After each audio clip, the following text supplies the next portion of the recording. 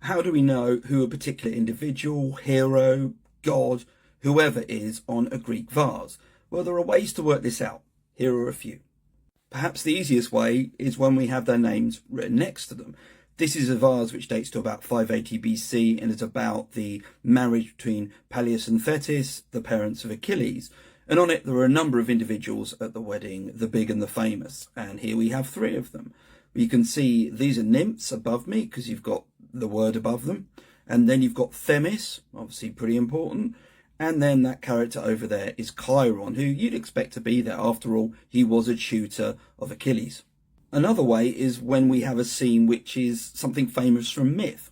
For example, this vase here, you may have seen it, it's Odysseus and the Sirens. And we know that because, well, we can see pretty much what's going on here. So if you're familiar with the myth, you'd immediately recognise who these individuals are, or rather who the person is who's been bound to that mast. And he's actually even got his name written next to it. But even without, I'm pretty sure we could confidently say that was Odysseus.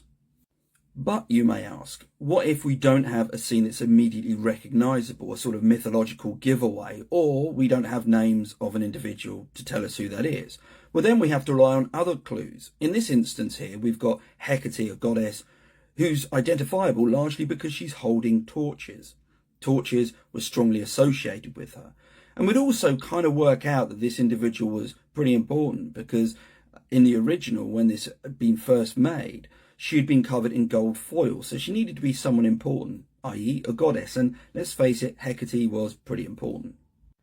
There are obviously other ways that you can do the detective work. For example, some of those famous scenes that do feature the names have variations elsewhere where the names aren't present, so you can kind of work out what's going on simply because they're very similar to other ones where you do have the names. And there's context as well in the sense of what else is on the vase. Sometimes that gives us a bit of a clue.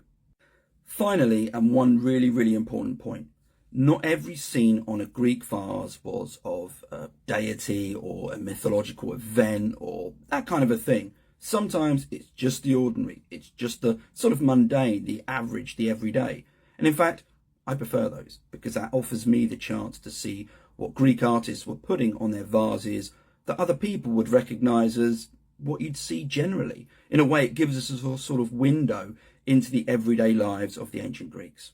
So don't always think what you're looking at is necessarily a big event. Sometimes it could just be something that the artist saw and thought, that'll look good.